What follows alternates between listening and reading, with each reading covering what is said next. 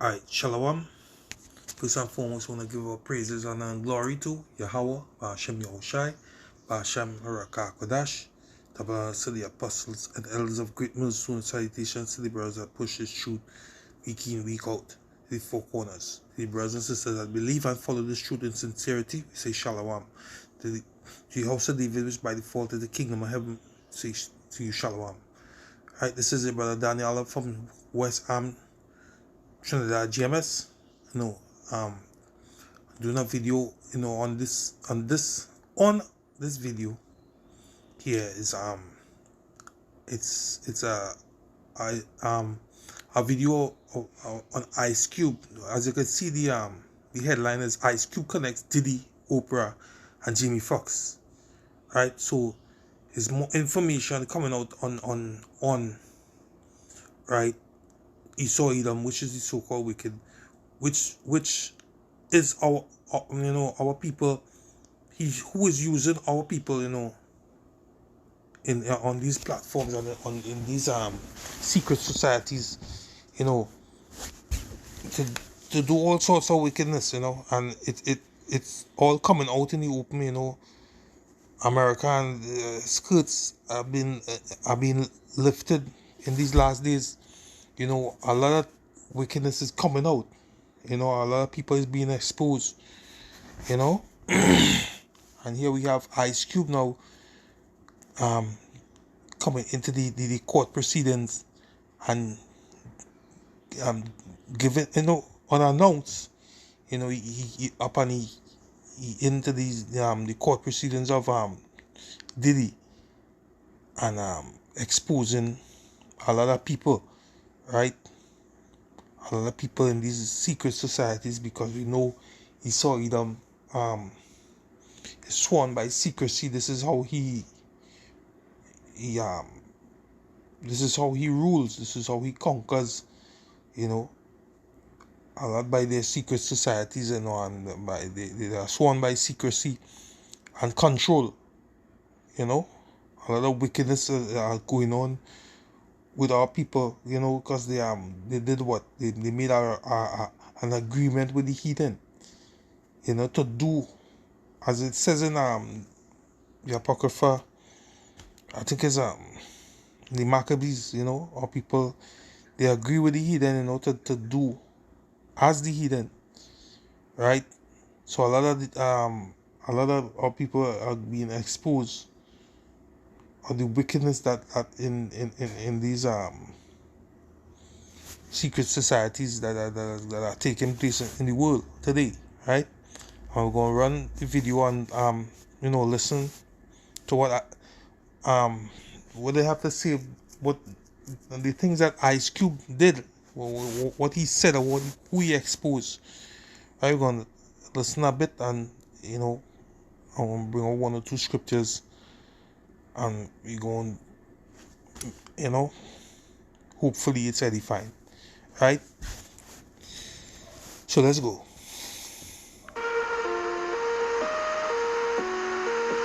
We're now on day 9 of the Diddy trial. Inside a packed Manhattan courtroom, now the center of one of the most explosive scandals in music history, something no one saw coming happened again. Court had already heard from major names: Cassie, Will Smith, Monique. But then, out of nowhere, Ice Cube walked in.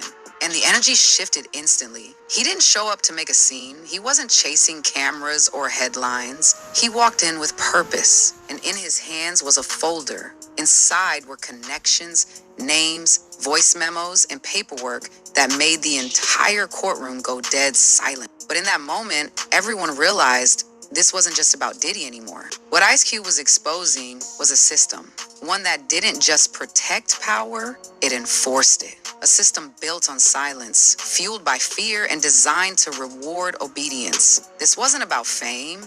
It wasn't even about money. It was about control. And the moment you stopped playing along, you weren't just pushed out.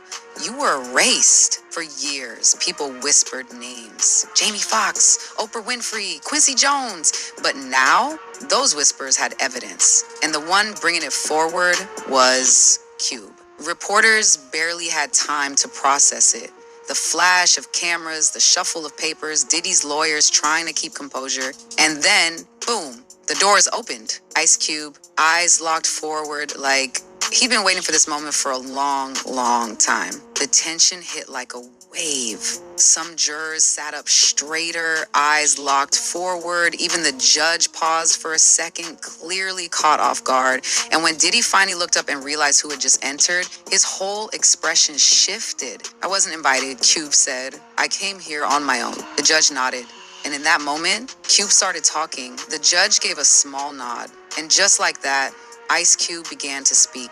But he didn't sound like a performer.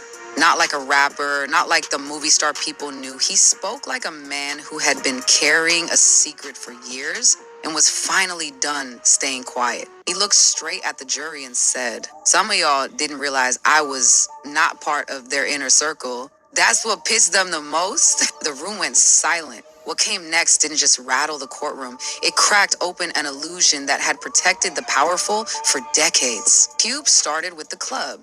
The secret circle in the entertainment world that nobody dares to name, but everyone knows exists. The ones smiling on red carpets, making deals behind the curtain, gatekeepers, power brokers. They don't bring you in because they like you, Cube told them.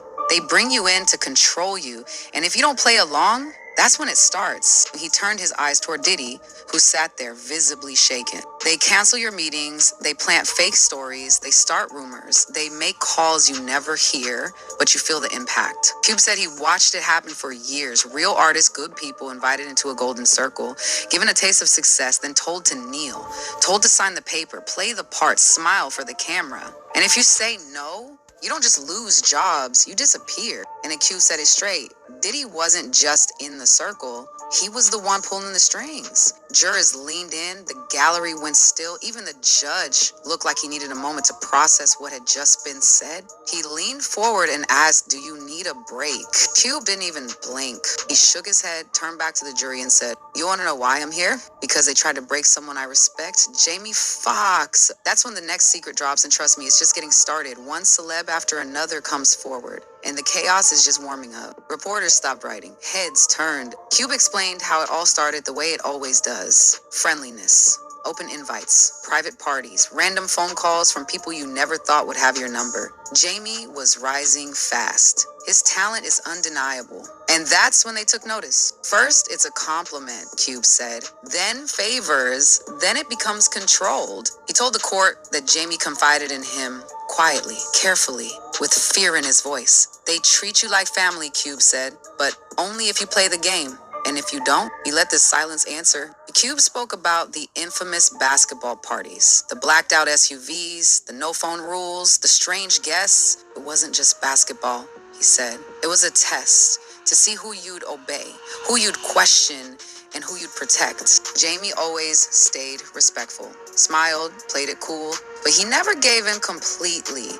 And that's when the shift began. Suddenly, Jamie was difficult. Suddenly, his health was in question. His name banished from movie headlines and popped up in shady gossip blogs. Cube said that medical emergency in 2023, that wasn't just health, it was a warning. Cube didn't stop there. He said Diddy's inner circle didn't just host parties, they recorded them, collected footage, built files. People never knew they were being filmed, but they were, and once they had it, they kept it. Cube told the court Jamie once called him after one of those events. He didn't explain much, but what he did say was chilling. "Cube, I can't talk about it, but I can't unsee it either." And just when the room couldn't get quieter, Cube dropped another name. Oprah. It wasn't just Puff, he said. It goes deep. He explained that right before Jamie's big Oscar moment, after Ray, in the middle of his rise, he got a phone call. It was Oprah. But she wasn't calling to celebrate. She told Jamie, "You're blowing it." Jamie was stunned.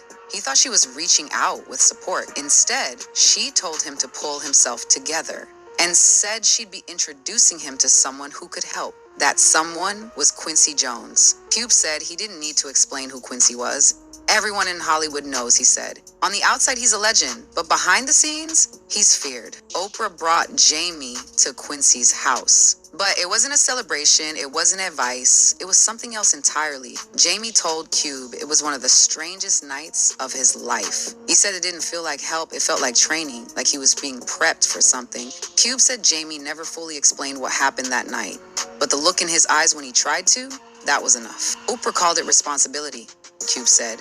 Quincy called it legacy, but what they really gave him was a leash. After that meeting, Jamie started to change. Not because he wanted to, because he had to. Cube recalls him saying, the only way to survive in this game is to pretend. And Cube said he watched him pretend for years. But today, nobody's pretending anymore. Cube leaned back in his chair, calm, serious. Then he said it, Quincy Jones ain't just a producer, he's the godfather. The courtroom froze. Cube looked to the judge. This isn't gossip, he said. This is truth, and it needs to be on the record. He described Quincy as someone who's praised in public, feared in private. Someone whose power came not just from talent, but from what he had on people. You don't get that powerful without making deals, Cube said. And I'm not talking about music deals, I'm talking about soul trades. He explained that Jamie wasn't introduced to Quincy by accident. That meeting was arranged. You all know this, all the people that play in this game. You know, these people that they show, you know, this is only so-called Israelites, or so-called black people on the forefront. You know, Esau already got our people up in these freak offs, you know, and it's only to show the Most High, look at your people, look at what they're doing, you know, the accuser, yeah. Let's continue. Off from one handler to the next. Jamie told him, Cube, that wasn't guidance, that was instruction. According to Cube, Quincy made it seem like mentorship, but Jamie knew the truth. It felt like I was being processed, he said. Not helped, processed. And Jamie wasn't alone. Cube said he'd heard similar stories from other men in the industry. Talented men who vanished, who had public breakdowns, who changed their whole image overnight and were never the same again. Quincy's charm might be the mask, Cube said, but the message is the same as Diddy's. Do what you're told or you won't work again. And then he dropped something even darker. Cube said he had seen photos, private ones, passed around in secret over the years. Pictures that were never meant to exist. In every one of them, Quincy was there, smiling. But the people in the photos, they weren't smiling, Cube said. He told the... Let's see if I get the more get into the meat.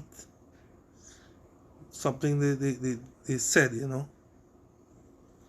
He wasn't losing it, Cube told the court. He was freeing himself, and they didn't like that. Then came the health scare. Cube paused, looked down, took a breath. You really think that was natural? He said quietly. A man in peak condition just collapses on set. Right after he starts making noise about what he saw, he wasn't pointing fingers directly, but the weight of his words made it clear what he believed. I don't know what happened in that hospital, he said, but I know fear. I know retaliation. And that wasn't just a medical emergency. That was a warning. According to Cube, Jamie had been offered multiple chances to come back. They dangled new movie deals, press tours, redemption arcs. All he had to do was play the game. Shake hands, smile, act like nothing happened. But Jamie refused. And that's when it escalated. That's when they tried to replace him, Cube said. That's when the clone rumors started. People began questioning everything. Was Jamie still alive? Was it even him in the photos? Why was he avoiding the public? Cube didn't call it a conspiracy. He called it a tactic. That's what they do, he said. They take you apart piece by piece until even your fans don't know what's real anymore. His voice dropped again. That's how they keep their power. Not just with fear, but with erasure. Then Cube turned to the jury. His tone sharpened. This ain't about music, he said. It's not even about parties, it's about control. He looked each juror in the eye, then nodded toward the prosecution. They don't just shape what we listen to, they shape what we believe, what we fear, who we follow. That's right. That's what that's what Edom does. He is a wizard. They don't only shape what The things you see, they shape what you everything. They shape. If they want you to believe something, they make you believe it. That's how these people roll. That's how the wicked roll. Hear that. I will hear that once more. Would, he explained, multiple chances to come back. They dangled new movie deals, press tours, redemption arcs. We follow. Hollywood, he explained. He said, it's not even about parties, it's about control. He looked each juror in the eye, then nodded toward the prosecution. They don't just shape what we listen to, they shape what we believe, what we fear, who we. Yeah, they don't just shape what we you hear that. They shape everything. Everything that was taught by Esau Edom. You know? This is Psalm 64 and 5. They encourage themselves in an evil matter. They commune of laying snares, a trap, privily. They say, who shall see them? They search out iniquities. They accomplish a diligent search, both inward thought of every one of them, and the heart is deep. But the Most High shall shoot at them with an arrow, suddenly shall they be wounded. Yeah, y'all are going to be exposed. Everything is going to come out. Yeah.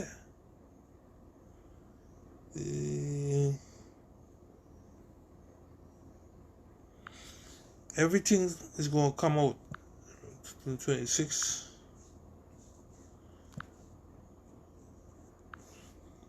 As the scripture says, what?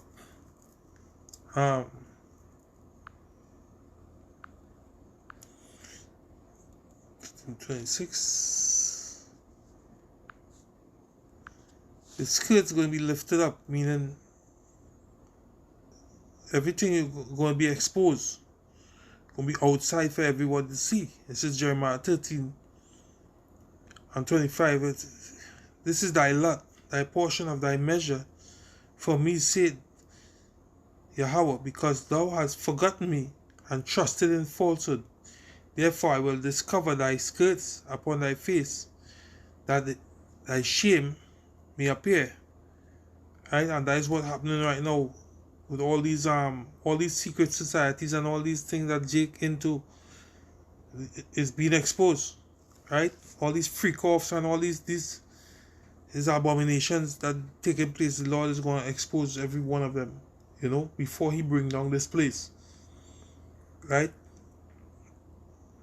I have seen thine adulteries and thy lyings and leewardness of thy whoredom and thine abominations on the hill, in the fields. Woe unto thee, O Jerusalem! Wilt thou not be made clean? When shall it once be? Yeah, the Lord said, He's going to clean up Jerusalem. But He's going to expose you all first. You all going to get cleaned up by what? Say by fire. The Lord going to burn this place and cleanse you people and bring you back in a righteous way. Right now, you all not righteous. You all on real folly. Nonsense. Right? You all into all kind of freak show and all these abominable things you all taking place in. Right? And then you have Esau Edom putting you all up and saying, look at your people. As though to tell you, Lord, look at your people now. Look at what they're doing. Why it doesn't have anything that the Lord can't clean up. The Lord can clean up anything, but you all are going to have to pay by fire, by pain. You're going to have Israel going to have to feel pain. The Lord going to have to cleanse you all out. Right? How we going to do it? Say by fire. When you read Isaiah 66, the Lord said He's going to plead with His people. The scripture also speaks about